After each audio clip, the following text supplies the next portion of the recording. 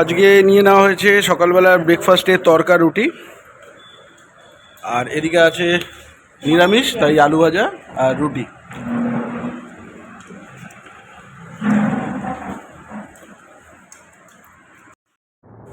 ঘাটশিলা থেকে বুরুডি হয়ে আমরা চলেছি এখন ডুয়ার্সিনির দিকে। ডুয়ার্সিনি মা মন্দির ও ডুয়ার্সিনির ওপরে টপে একটা ব্যারেজ আছে, সেই জায়গাটা অবধি চলো, আগে দেখা করছি। আজ আবার সেই জায়গায় এসেছি যেখানে আমার প্রথম ডিপির ছবি তোলা হয়েছিল, মানে আমার ইউটিউবের ডিপির ছবিও এখানে তোলা, ডুয়ার্সিনিতে। তো সেই ব্যারেজের ওপরে দাঁড়িয়েছি, সব থেকে উঁচু। আর এটা হলো ডুয়ার্সিনির একটা টপ হিলের মধ্যে, যেখানে নর্মাল গাড়ি চালানো যাবে, পাহাড়ের ওপরে নয়, নর্মাল একটা, যেখান থেকে পুরো ডুয়ার্সিনিটা চোখে দেখা যায়। দারুণ জায়গা, ভিউটাও দারুণ, দেখো খালি চোখে আরও সুন্দর লাগে দেখতে। আর এখন বর্ষার টাইম, পুরো গ্রিনারি হয়ে রয়েছে, দারুণ লাগছে, আলাদাই একটা। আর এই নদী পুরো শীতকালে শুকিয়ে থাকার মতন থাকে, পাথর দেখতে পাওয়া যায় ভেতরের অনেক, এখন অনেক জল রয়েছে, দারুণ দারুণ লাগছে। নদীটার নাম হলো সাতগুরুম নদী, একদম নদীর বরাবর মাথার ওপর দিয়ে চলে গেছে ব্যারেজ।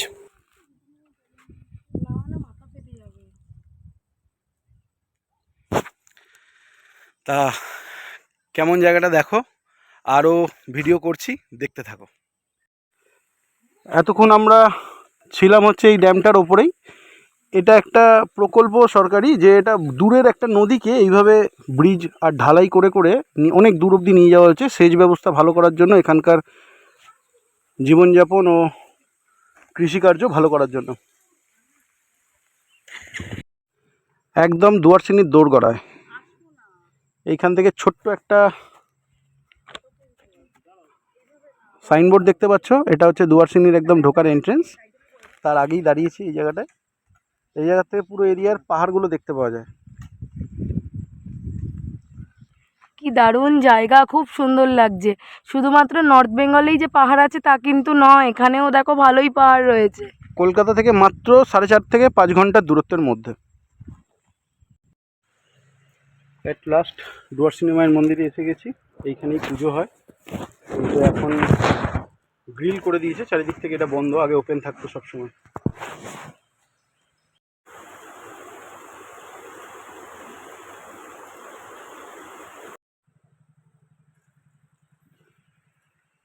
এখন ডুয়ার্সিনি মায়ের মন্দির দর্শন করে এবার যাচ্ছি আমরা ধারাগিরির দিকে। আর আজকের খাওয়া দাওয়াই ডুয়ার্সিনিতেই করব, তাই জন্য এখানকার হোটেলেতে বলে দিয়ে গেছি, ওরা ভাত টাত সব কিছু রাখবে। তো চলো এবার আস্তে আস্তে এগোই, রাস্তায় দেখা করছি। এখন আমরা সবাই দাঁড়িয়ে আছি ধারাগিরি যাওয়ার রাস্তায়। এটা হলো বান্দোয়ানের একদম ডেন ফরেস্ট। এটা এই জায়গাতেই কিন্তু উড়িষ্যার থেকে যখন বাঘ পালিয়েছিল, তখন এই জঙ্গলেই এসে আস্তানা গেড়েছিল, আর এখান থেকেই ধরা পড়েছিল।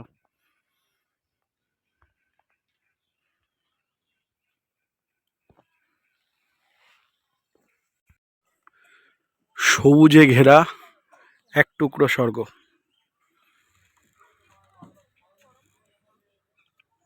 দুর্ধর্ষ। এখন রয়েছি বুরুডি লেক।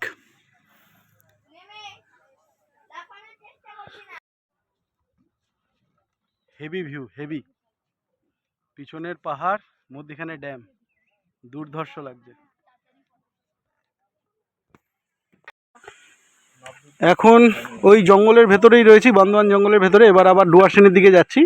আর এই পথে পড়েছে ছোট্ট একটা ঝর্ণা, এটা বর্ষার টাইমে আরও বড়োভাবে দেখা যায়। আর পুরো ডেন্স জঙ্গলের মধ্যে রয়েছে, এটা জঙ্গলের ভেতরের রাস্তা। এই রাস্তা কিন্তু তোমরা কেউ গুগল ম্যাপেও পাবে না, গুগলের ম্যাপেতে এই রাস্তা দেয় না, এটা অনলি ফর নিজেদের খুঁজে বের করতে হবে। আর যারা এখানকার লোকাল লোক, তাদেরকে জিজ্ঞাসা করেও তোমরা যেতে পারবে।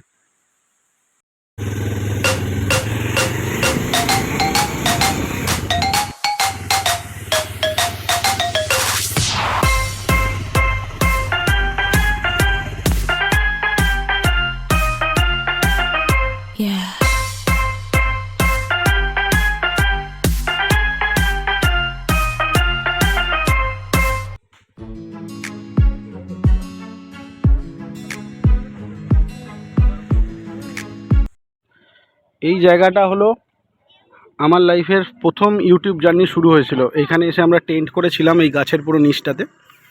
বড় বড় দুটো টেন্ট করে আমরা প্রায় 5-6 জন ছিলাম, 6 জন ডুয়ার্সিনিতে। এটা ডুয়ার্সিনির জায়গা, জঙ্গলের মাঝে। এখানে একটা হাট বসে রোববার রোববার করে। আর এই হলো সেই বিখ্যাত বনবাংলোটি, যেটি মাওবাদীদের টাইমে সিআরপিএফ জওয়ানরা এটার মধ্যে এসে ছিল বলে এটাকে পুরো উড়িয়ে দেয় বোম দিয়ে। আর চারিদিকের পরিবেশ শীতল, শান্ত, সুন্দর। বর্ষায় যেন আরও রূপ ধরেছে, খুবই সুন্দর।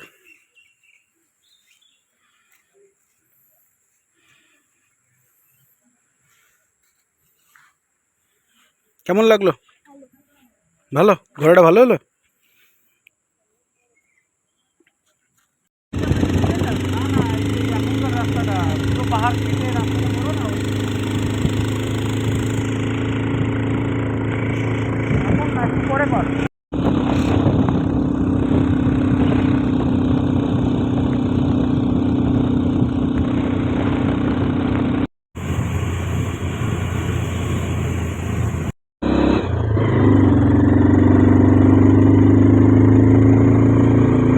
রাস্তা অনেকটাই উঁচু, বেশ ভালোই খারাপ।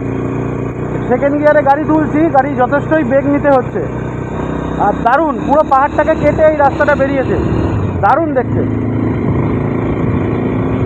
এটাই হলো ডুয়ার্সিনি এন্ট্রেন্স, এটাকেই বলা যায়। আমরা এখন ডুয়ার্সিনি ছেড়ে বেরিয়ে যাচ্ছি গালুডির দিকে। ডুয়ার্সিনি ছেড়ে এবার বেরিয়ে পড়েছি আমরা কলকাতাগামী রাস্তায়। ছোট বড় পাহাড় রাস্তায় পড়ছে। রাস্তার সৌন্দর্য তো খুবই সুন্দর, প্রাকৃতিক সৌন্দর্য এখানে অপরিসীম, বলা বাহুল্য। চারিদিকের গ্রিনারি যেন আরও বেশি বেড়ে উঠেছে বর্ষায়।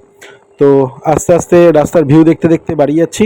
হয়তো আগে আর ভিডিও হবে না, তাই দেখা যাক কতটা কি ভিডিও করতে পারি। তাই সঙ্গে থাকো সবাই। রাস্তায় দেখা করছি, কোথাও দাঁড়ালে আবার দেখা হবে। আমাদের ভিডিওগুলি তোমাদের ভালো লেগে থাকলে একটু লাইক, শেয়ার, কমেন্ট করতে ভুলো না। এখন আমরা পৌঁছেছি দক্ষিণেশ্বর। আসার টাইমে সেরকম ভিডিও করিনি, কারণ অন্ধকার হয়ে গেছিলো। অন্ধকারের মধ্যে ভালো ভিডিও আসবে না, তাই জন্য আর করা হয়নি, মোবাইল থেকে করছি বলে। তো এখন দক্ষিণেশ্বর পৌঁছে গেছি। এখান থেকে যে যার বাড়ি, সবাই সেফলি এসে গেছি।